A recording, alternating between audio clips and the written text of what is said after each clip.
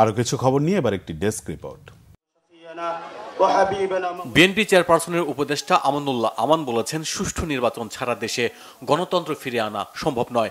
ফেব্রুয়ারির প্রথমার্ধেই জাতীয় নির্বাচন হবে। সকালে কেরানীগঞ্জের আটি ভাওয়াল উচ্চ মাধ্যমিক বিদ্যালয়ে নবীনবরণ অনুষ্ঠানে প্রধান অতিথির বক্তব্যে তিনি একথা বলেন। জনগণের মনের অবস্থা বুঝে রাজনীতি করতে নেতাকর্মীদের প্রতি আহ্বান জানিয়েছেন বিএনপি চেয়ারপারসনের উপদেষ্টা এম জহিরুদ্দিন স্বপন। বরিশালে গৌরনদী কমলাপুরে শহীদ প্রেসিডেন্ট জিয়াউর রহমান স্মৃতি ফুটবল টুর্নামেন্টের ফাইনালে প্রধান অতিথির বক্তব্যে তিনি একথা বলেন। বিএনপির এ প্রার্থী ঘরে ঘরে গিয়ে ভোট চাওয়ার পরামর্শ দেন দলীয় নেতাকর্মীদের। যারা ভেস্তের টিকিট বিক্রির কথা বলে মানুষকে বিভ্রান্ত করছে তাদের ব্যাপারে সতর্ক থাকার আহ্বান জানিয়েছেন বিএনপির যুগ্ম মহাসচিব ও নরসিংদী জেলা বিএনপির সভাপতি খায়রুল কবির খোকন। তিনি বলেন, দাঁড়িপাল্লার কাছে নারী সমাজ নিরাপদ নয়।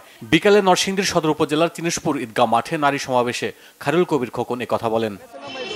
বিএনপির যুগ্ম মহাসচিব সৈয়দ ইমরান সালে প্রিন্স বলেছেন, ফ্যাসিবাদ মুক্ত পরিবেশে রাষ্ট্র পুনর্গঠনে ভারপ্রাপ্ত চেয়ারম্যান তারেক রহমানের নেতৃত্বে যে জাতীয় সম্ভাবনা জন্ম হয়েছে তা কাজে লাগাতে হবে।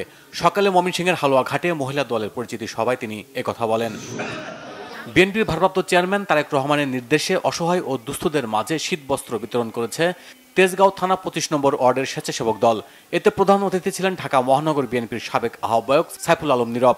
সভাপতিত্ব করেন ঢাকা মহানগর উত্তর স্বেচ্ছাসেবক দলের সহ সভাপতি মোহাম্মদ বাসেত মিয়া।